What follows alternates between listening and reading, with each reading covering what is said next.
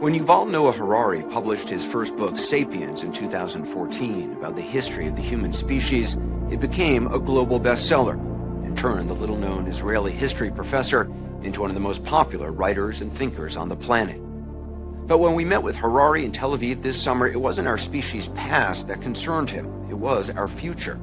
Life is about to break out of the limited organic realm and start spreading into the vastness of the inorganic realm.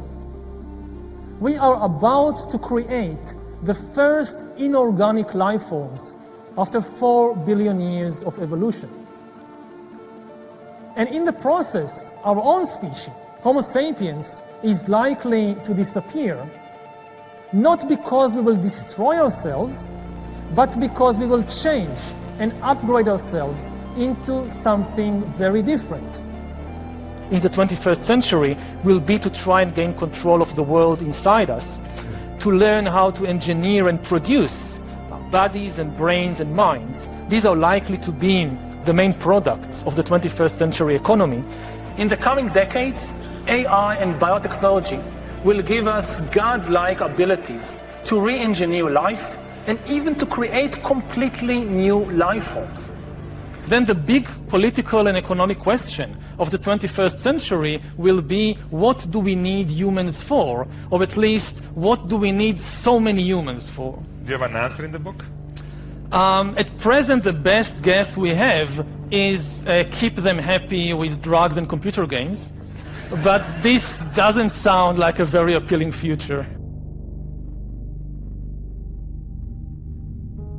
Ray Kurzweil is one of the world's leading inventors, thinkers and futurists, with a 30-year track and reputation of accurate predictions. Called the Restless Genius by the Wall Street Journal and the Ultimate Thinking Machine by Forbes, he was selected as one of the top entrepreneurs by Inc. magazine, which described him as the rightful heir to Thomas Edison.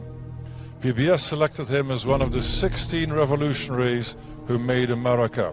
It's the exponentially growing information technologies that will save us in the form of GNR, genetics, nanotechnology, robotics.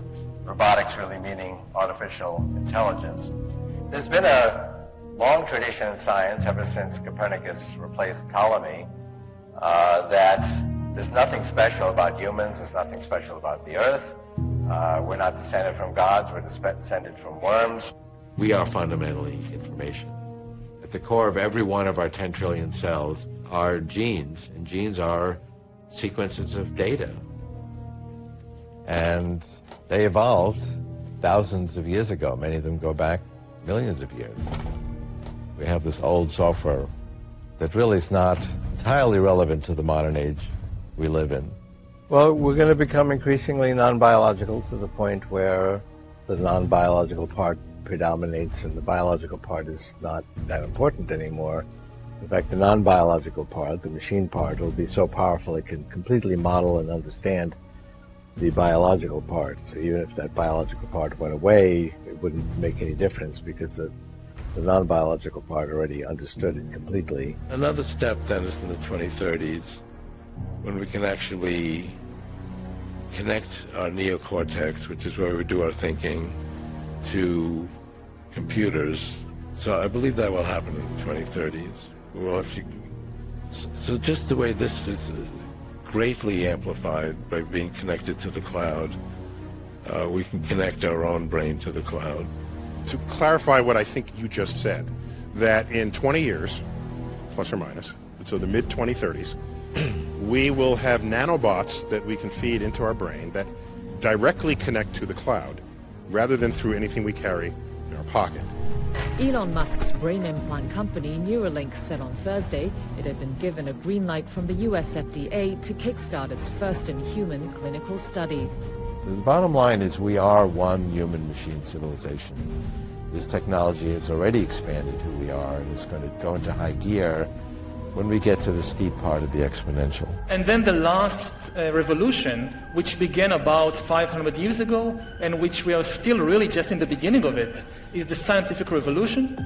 Again, humankind gains immense new powers.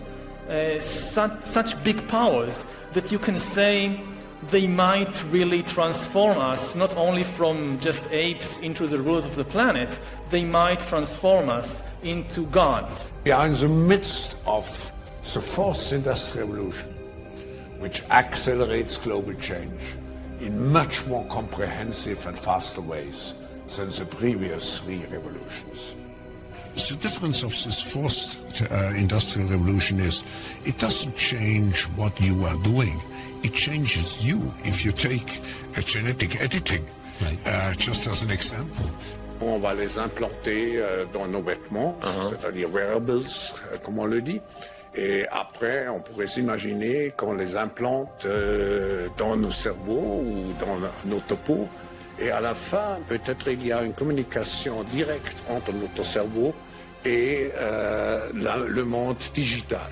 Ce que nous voyons, c'est une sorte de fusion du monde physique, digital et biologique. So we had these two big revolutions, the computer science revolution, or the infotech revolution, and the revolution in the biological sciences. And they are still separate, but they are about to merge. They are merging around, I would say, the biometric sensor. This is where authority in the 21st century will reside, and all the important decisions will not be made by the Pope or by God. They will not be made by democratic elections and by individual consumers. They will be made by the algorithms in the cloud. Biotechnology will, for the first time in history, translate economic inequality into biological inequality. Therefore may even push humans out of the job market and will create an immense new class, the useless class.